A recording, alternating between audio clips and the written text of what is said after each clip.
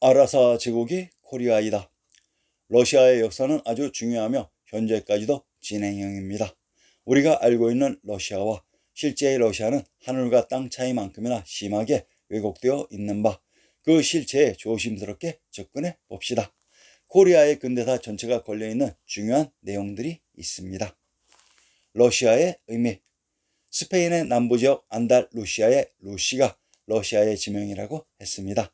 무슨 의미일까요? 북해의 세계인 북코리아의 흔적을 찾아보면 우선 러시아의 국명이 아라사였던 것부터 확인해 봅시다. 위키백과와 국어사전에 아라사조의 표제어를 인용한다. 아라사, 러시아의 음역어. 이 아라사가 무슨 의미일까요? 아라사는 바라샤인 바시아에서 왔습니다. 바라샤는 보살의 북쪽 방언입니다. 카스피의 북쪽으로 흘러내리는 강 이름이 볼가강입니다. 볼가는 발가인 박의 그쪽 발음입니다. 볼가강의 중류 중간 지점쯤에 타르타르 공화국이 나옵니다. 그 타르타르 공화국의 수도가 카잔입니다. 카잔의 이전 이름이 볼고라입니다. 볼고라는 박달이 류마가 된 박나 박당의 그쪽 발음과 표기입니다. 카잔은 카시아의 땅이라는 말입니다. 카슈와 파슈는 같이 쓰이는 것과 같이 카시아는 파시아와 같은 말입니다. 그러니까 카시아 플러스 니아가 카잔으로 남아있는 것입니다. 물론 역사 속의 실제 카잔은 현재의 모스크바 우측에 있는 타르타르 공화국이 아닌 카자흐스탄이 카잔입니다. 카자흐스탄이 바로 북코리아였습니다. 대세지 보살님이 북해의 법 짜르님이셨는데 우습게도 러시아 역사에서는 러시아 황제를 부를 때 짜르라는 이름을 살려서 부릅니다. 짜르 혹은 사르 혹은 사리는 그래서 황제를 의미한다는 것도 알 수 있습니다. 북해의 타르타르의 지명은 또한 중앙아시아 종원의 지명에서 유래했습니다. 타타르의 경우도 한번 분석해 봅시다. 태조실록에서 목조 이한사가 지온 언년 갑자 올해 황제의 선명을 받아 그대로 알동촌호에 충원되었다. 후일에 함흥부의 의흥부 달당동에 옮겨 장사하였으니 곧 동릉이다 하고 나와 있다. 세종실록 지리지 함흥부 편에는 남쪽으로 한강령이 걸쳐 있고 동북쪽으로 장성이 휘돌아 감는데 이 땅은 달단 타타르 땅이다. 타르타르인 달단이 의흥부에 있었다고 합니다. 경상도 의흥의 군명이 귀성귀산이라고 합니다. 귀성이란 제왕의 성인 한성 국내성으로 이곳에서 이동한 세력이 건설한 제국이 북해의 카자흐스탄이고 그들이 타타르였던 것입니다. 이곳 북해의 보살부를 수호하는 왕부의 세력들이 바로 아라사인 러시아 제국이었습니다. 루시, 아라사, 러시아는 슬라브가 아닌 북해의 북코리아의 이름입니다. 그런데 지금은 러시아를 모두 슬라브족이라고 호칭합니다. 무엇인가 이상합니다. 북코리아는 원래 슬라브가 아니었습니다. 그 이유는 근대사에 시베리아 대학살을 벌인 악마 스탈린에게 답이 있습니다. 키예프 공국. 키예프 공국의 문명. 슬라브 민족과 키예프 루스 스키타이 황금 문명전. 키예프 공국은 오늘날 러시아, 우크라이나, 벨라루스 공통의 기원이며 이 세 나라 사람들의 정신적인 고향이 되어 주고 있다고 합니다. 2013년 3월에 있었던 박물관 특별전에 이들 키예프 공국의 문화 및 문명이 스키타이 소그드 황금 문명에 속한다는 사실입니다. 스키타이란 아리아나 문화를 간직한 코리아의 개념입니다. 유럽 역사를 들추어내면서 공통적으로 느끼는 감정은 유럽의 모든 국가가 애초에 기독교를 믿지 않았다는 사실이며 모든 국가가 어느 시점에 종교를 개종당하는 전부 다가 이러한 코미디의 논리입니다. 후기 러시아인이 남긴 연대기에 의하면 862년 노르마니 류리크가 교역도시 노브고로트에 공이 되었고 류리크의 일족이 동슬라브인의 거주지역으로 지배를 하러 가는 과정에서 동슬라브인 사이에서 몇 개의 국가가 형성되기 시작했다. 이러한 나라들이 있던 이 지역은 류리크가 속하는 부족 루스인의 이름을 따서 루시로 불리게 되었지만 루시라고 하는 명칭이 후에 러시아라고 하는 국명의 어원이다. 노르마니 류리크가 노브고로트에 공작이 되었고 그의 일족이 동슬라브로 이동하는 과정에서 몇 개의 나라가 건국되었다고 합니다. 류리크에게 공작의 자기를 부여한 주체는 누구였으며 그의 일찍이 이동하는 과정에 몇 개의 나라가 건국되었다고 하는 것은 황제의 인가를 받은 주체가 아니면 불가능합니다. 노보고르토의 고르트란 고려타라는 의미로 유리크 공이 고려토에서 키예프로 이동하는 과정에서 키예프 공국이 탄생하는 곳으로 공국이란 공작의 봉지입니다. 전성기 블라디미르 1세 때에 동방종교회가 국교가 되었고 그의 아들인 야로슬라프 1세까지 최전성기였다. 키예프 공국의 왕위가 건국자인 유리크 공에서 블라디미르 1세인 왕국으로 바뀌었습니다. 그러면 이분들이 누구인지를 찾아드리겠습니다. 고려 정종, 자는 의천, 이름은 요, 쇼는 문명이다. 태조 왕건의 둘째 아들로 923년에 태어났다. 어머니는 충주 호족 유궁달의 딸 심영순 성왕태후이며 비는 문공황후 박씨와 문성황후 박씨이다. 948년 9월 동료전에서 말 700필가 토산물을 바쳐 직접 곡물을 건멸하던 중 갑자기 닥친 천둥 소리에 놀라 경기를 일으키고 병석에 누워있다가 이듬해 3월 서거하였다. 능은 개성의 안능이다. 정종대왕의 죽음 자체가 코믹하네요. 키예프 공국을 건국한 유리크 공은 정종의 외조부 유궁달의 집안이며 블라디미르 1세가 바로 고려 황제 정종입니다.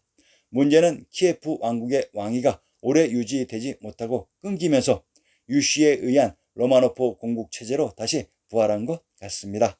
즉 유궁달 유씨의 공국 체제를 유지하다가 정종인 블라디미르 1세가 왕국을 유지했고 이후 왕가의 대가 끊기면서 유씨의 공국인 로마노프 체제가 다시 유지되었던 것입니다.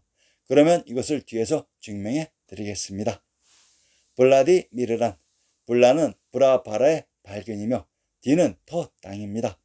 밝은 땅에서 오신 황제가 블라디미르입니다. 로마노프 왕조 1613년부터 1917년 2월 혁명 전까지 러시아를 다스린 왕조. 모스크바 대공 이반 1세 갈리타 지하에서 살았던 모스크바 보야르 안드레이 이바노비치 코빌라의 자손들로 로마노프라는 성은 로만 유레프에서 따온 것이다. 1917년 3월 15일 니콜라이 2세는 동생 미하일에게 양위했으나 다음날 미하일은 왕위를 거부했다. 니콜라이와 그의 직계 가족은 1918년 7월 예칸테린부르크에서 처형되었다. 나머지 로마노프 일가도 국외로 도피하거나 처형당했다. 로마노프 왕조의 로마와 신성 로마 제국의 로마는 동일한 주체와 사람들이 사용했던 동일한 언어입니다. 상기의 내용을 정리하면 880년경 중원의 호족 유궁달의 집안이 중원의 황제로부터 키예프 공국의 봉지를 받고 키예프를 건국하며 그리고 65년 이후 고려의 회종이 몽골과 함께 키예프 공국을 지나 몽골인 마자라는 아바르 제국의 영역인 헝가리에 정착하고 고려 회종은 이스탄불에 신성 로마 제국을 건설하며 이후 고려의 정종이 이동해서 키예프 공국의 영역에 정착하니 이분이 고려 황제 정종인 블라디미르 1세이시고 이후 1598년 표도르 1세까지 왕위가 계승되었다가 15년간 끊기고 다시 유씨의 로마노프 왕조가 왕위를 물려받아 러시아 제국을 건설한다는 내용입니다. 니콜라이 2세 상기의 사제는 러시아 제국의 마지막 황제이신 니콜라이 2세입니다. 천천히 잘 보아주시기 바랍니다. 1896년 니콜라이 2세의 대관식에 참석한 윤치호와 민영환입니다. 오른쪽 끝이 니콜라이 2세이십니다. 독자분들은 이 사진이 이상하다고 느껴야 정상입니다. 즉 아라사 제국의 황제 짜레인 니콜라이 2세와 중원의 신하인 윤치호와 민영환이 같은 위치의 자리에 동속해 있습니다. 중원에서는 황제와 신하가 같은 위치에서 동속할 수 있을까요? 상기의 사진을 보고 로마노프 왕조의 왕위가 고려 황가인 왕씨에서 유씨로 바뀐 것을 알 수 있었습니다. 참으로 소중한 사진입니다. 벨라루스. 자, 이제 또 다른 충격을 던져드리겠습니다. 벨라루스 공화국 수도는 민스크이며 민족 구성은 동슬라브족에 속하는 벨라루스인이 다수를 차지하며 우크라이나인, 러시아인도 있다. 이 나라는 러시아와 가장 비슷한 민족이며 러시아어도 사용한다. 벨라루스라는 국명은 하얀 루스라는 표현에서 왔다. 러시아 제국 시절에는 러시아어로 벨라루시아라고 불렀다. 또 대한민국에서는 이로 인해 한때 백러시아라고도 불렀다. 하지만 실제 벨라루스는 화이트 러시아를 의미한다. 벨라루스의 역사는 키예프의 역사와 같이 시작하며 단도직입적으로 설명하면 벨라루스는 박랄로시로 밝은 박도인 부도이면서 박씨를 지칭하는 것입니다. 고어에서 라나는 땅의 의미로 박나란 박의 땅이기도 합니다. 신 것은 또한 밝은 것이기 때문에 백주는 박주인 박터가 됩니다. 그래서 백러시아였던 것입니다. 자, 도대체 무슨 말이냐 하면 고려 정종, 자는 의천, 이름은 요, 시호는 문명이다. 태조의 둘째 아들로 923년 태어났다. 어머니는 충주 호족 유국날의 딸 신명순 성 황태우이며 비는 문성공후 박씨와 문성황후 박씨이다. 정종의 후비 문공왕후 박씨, 문성왕후 박씨. 벨라루시가 고려 황제 정종의 황후 처가인 박씨들의 봉지로 박루시아가 백러시아로 그리고 벨라루시로 변형된 것 같습니다. 고에서 보배, 배, 박은 동일한 의미로 그래서 박달민족을 백배달민족이라고도 표기합니다. 만해 한용운을 인용합니다. 한용운이 15살 되던 해 동학농민운동이 일어났고 그때 그의 아버지와 형이 동학농민운동에 참가하여 죽고 말았다. 동학농민혁명이 한창이던 1894년 여름 그의 나이 16세 부모님과 아내에게 아무런 말도 남기지 않은 채 집을 떠났던 성황이 시베리아 거쳐 서울로라는 그의 수필에 남아있다. 놀랍지 않습니까? 충청도에서 태어난 만해 한용운이 집을 떠나 시베리아를 거쳐 서울로 갔다고 합니다. 그러면 그 시베리아는 어디일까요? 충청도에서 시베리아를 거쳐 서울로 간다는 것은 충청도와 서울의 중간에 시베리아가 있었다는 얘기가 됩니다. 바로 사베르 사비인 부여로서 시베리아란 샤박트라는 우리말입니다. 부여는 불이이며 고구려의 부도성, 부리성인 국내성입니다.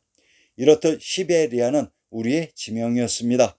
고에서 보배배는 밝은 부도, 박을 의미하므로 시배는 박씨가 되기도 합니다. 러시아 볼셰비키 혁명 시대에 왜 백러시아가 로마노프 왕조를 학살한 적군들과 싸웠을까요?